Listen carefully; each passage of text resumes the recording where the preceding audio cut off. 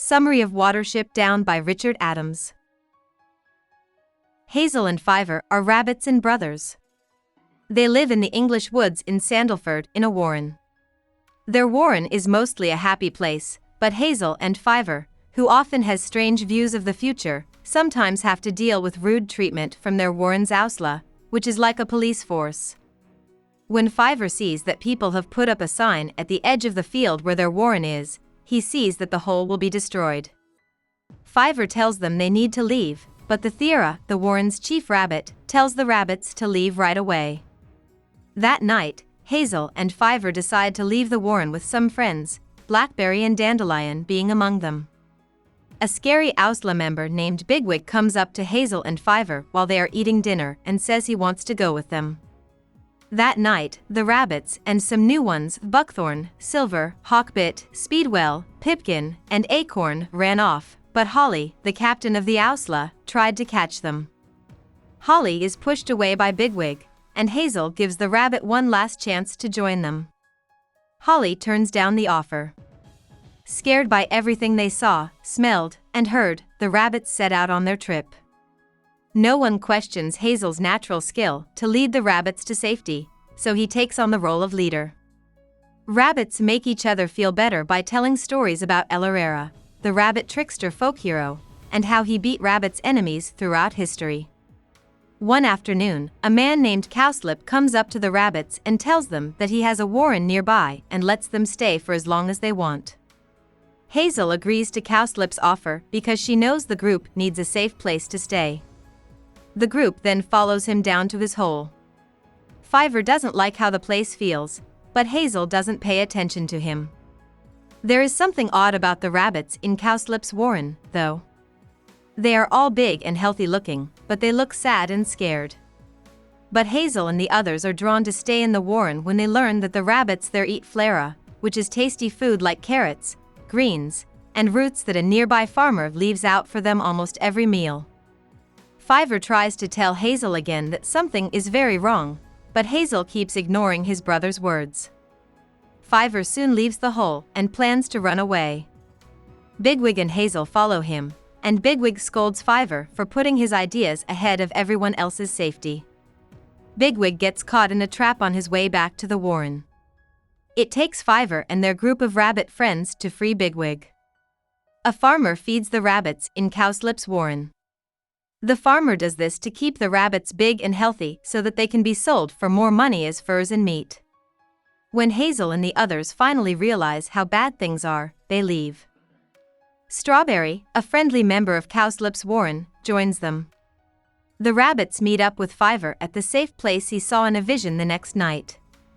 It's the tall, green hill of Watership Down. The rabbits built their big, happy den over the next few days.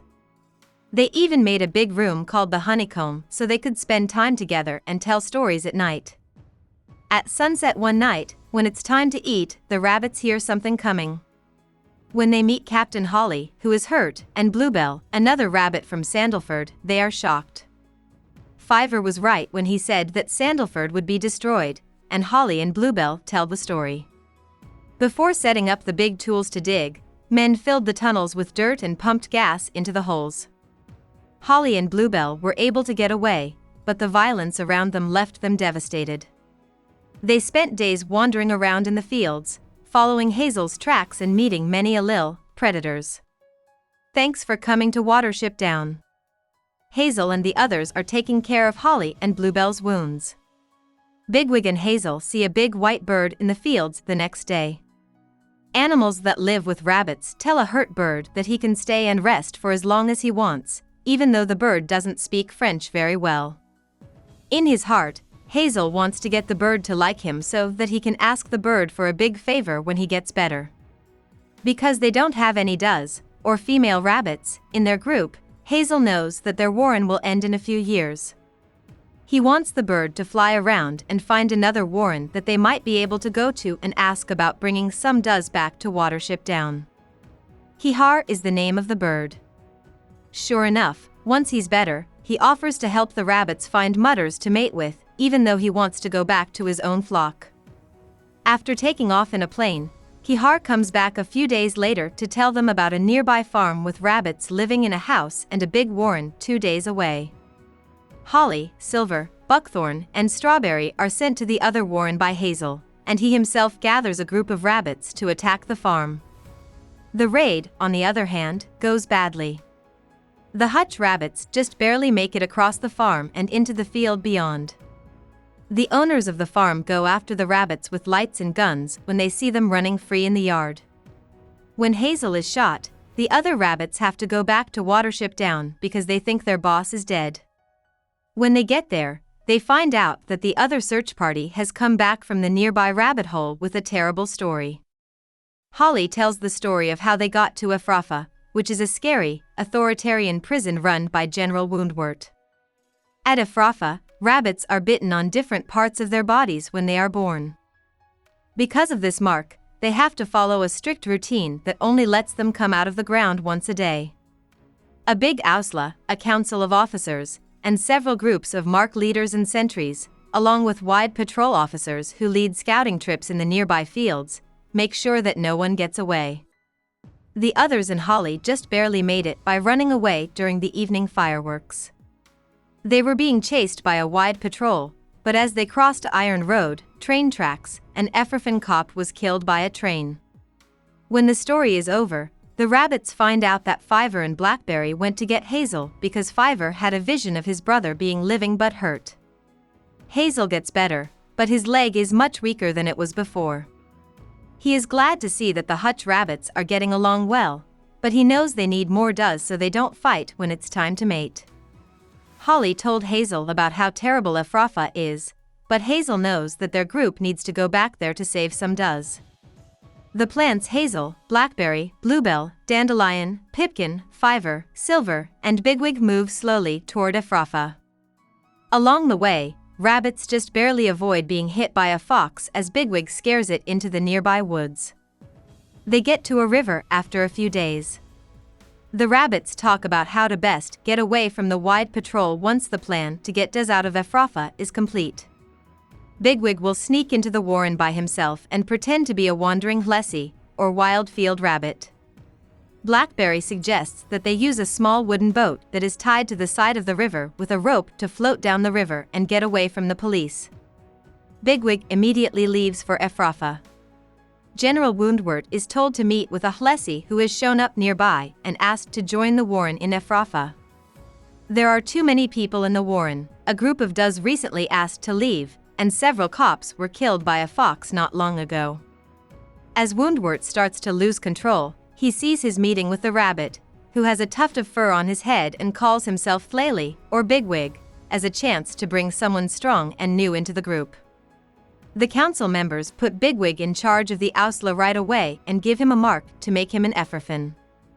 Bigwig learns how things work in Ephrafah by meeting with officers and council members like Chervil, Campion, Avon, and Vervain. He is shocked by how much danger he faces. It is told to Bigwig that a group of brave does, led by Heisenflay, have recently started to resist. He uses his privileges as an officer to get Heisenflay to his burrow one night by telling a guard to do it. Once she gets there, he tells her that he needs her help planning an escape for several does and a badly hurt rabbit named Blackavar, who was turned into an example for the other rabbits after he tried to escape himself not long ago. Even though Heisenflay knows the risks, he agrees to help Bigwig because he wants a better life. He tells her that they will run away tomorrow at the evening sunrise. He says that a bird will help them get away, and they will meet up with the rest of Bigwig's group at a nearby river. Bigwig wakes up the next morning to find that a storm is coming. As the sun goes down, Bigwig sees Kihar close and tells him that the plan is to be carried out that night. Bigwig is standing so close to the gull that Chervil says the sighting must be reported right away because it's not gull season and anything even slightly strange in Ephrafah needs to be reported right away. When the sun goes down, Bigwig tells Heisenflay that the breakout will happen. But when Bigwig goes back to the field at sunset, General Woundwort comes up to him and asks about his close encounter with the bird earlier and if he helped draw a fox into a group of wide patrol earlier in the week. Bigwig says he's sorry for his part in the attack and that he was only trying to stay alive.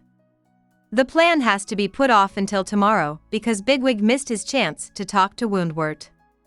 The next morning, Bigwig tells Kihar that the plan has been changed to the evening and also tells Blackavar to get ready. Hyzenthle tells Bigwig that afternoon that a doe called Nelthilta has been caught. Bigwig moves quickly to get things going because Hyzenthle is afraid that Nelthilta will reveal their plan. He tricked the guards, got Blackavar away from his handlers, and led the does to the field beyond Ephrafa, but soon Campion's group caught up with him. Woundwort and a few other cops are on their way after hearing that Bigwig doesn't agree with what's being said. When Woundwort finally comes closer, Bigwig curses him and his Ausla. Just then, a huge lightning bolt hits the ground, and Kihar swoops in out of nowhere, scaring the Ephrafen rabbits while Bigwig and the others get to the river and get on the boat. The Ephraphans led by Woundwort catch up with them, but they can't stop them because they've never seen a boat before. The rabbits are shocked and scared as they move downriver on the boat. Soon, they get stuck in a bridge culvert and have to leave the ship and swim to land. After getting away from the Ephraphans, the rabbits rest for the night and continue their journey in the morning. Along the way back, they have to say goodbye to Kihar, who is going back to his own group now that he has done them a favor. They also lose a couple of does to foxes and other natural disasters. Campion and a few other Ephraphans are after the rabbits, but Hazel shows up and tells them they're surrounded. But what really happens is that the Ephraphans follow Hazel's group all the way back to the base of Watership Down before going back to Ephrafa to get more troops. Hazel, Bigwig, and the others are looking forward to the birth of new litters and the success of their warren. They don't know that the Ephraphans are planning to harm them. They talk about how El Herrera tricked a farm dog that was after some cabbages and are amazed at how far their scrappy little band has come. But one afternoon, a rat tells them that more rabbits have been seen in the field. Hazel sends out a patrol, and when they come back, they tell her that Campion, Woundwort, the rest of the Ephrafen Council, and Ausla are going to attack Watership Down. When Hazel meets them, she begs for peace, but Woundwort won't give in. The rabbits block off all the tunnels and runs to get Watership Down ready for an attack. When the Ephraphans start to dig into the honeycomb's middle, Hazel has his own important vision. He quickly leaves the warren with Blackberry and Dandelion by his side, leaving Bigwig to lead the defense while he plans one last move. At Nuthanger Farm, Hazel lets the farm dog out of its kennel and has Blackberry and Dandelion take it back to Watership Down. A cat attacks Hazel, though. The Ephraphans get into the honeycomb back at the down. Bigwig badly weakens the Ephrafen leader during a fight between Woundwort and Bigwig. Woundwort climbs back up and tells his Ausla to dig into the holes from all sides. As soon as it does, though, a dog runs up the hill, scares the Ephraphans away, and attacks Woundwort directly. Lucy, a little girl who lives at Nuthanger Farm, finds Hazel the next morning. She hides him from her cat and gets a country doctor to help her nurse him back to health. The two people take Hazel out to the fields and set him free right at the base of Watership Down. The Ephraphans have gone into hiding, but some of them have given up and are now quietly adjusting to life at Watership Down. After 6 weeks, in the middle of October, Bigwig and Hyzenthle have mated, as well as Fiver and a doe called Vilthurl. There are lots of new babies being born all the time, and the rabbits' days and nights are quiet. They are not even scared of winter coming. They heard that Captain Campion has fixed up Ephrafa, and there are even plans to build a new warren in the middle of the two. At the end of the story, Hazel dies quietly after a long and happy life. From his deathbed, he is called to the next world to join his hero, the trickster El Herrera, in the Ausla. About the author. Richard Adams was born in the English countryside, which is a beautiful place that he would later use as the setting for his most famous book, Watership Down. Adams went to the prestigious Oxford University. He was the son of a wealthy doctor, but his schooling was cut short when he was called to serve in the British Army during World War II. Adams finished his degree at Oxford after getting out of the war in 1946. He then joined the British Civil Service and worked in the Department of the Environment. Adams wrote Watership Down and sent it to agencies and publishers. It was turned down several times before it was finally bought by Rex Collins. In its first few years on sale, the book sold 1 million copies around the world. It is now considered a modern classic. Adams lived and worked as a writer at universities in both the US and England. He also joined the Royal Society for the Prevention of Cruelty to Animals and did work for it. Adams wrote for the rest of his life. He died in Oxford in December 2016 at the age of 96. Hope we summarized it fully and you liked it. Please hit the like button and subscribe to our channel so that we are motivated to create more videos.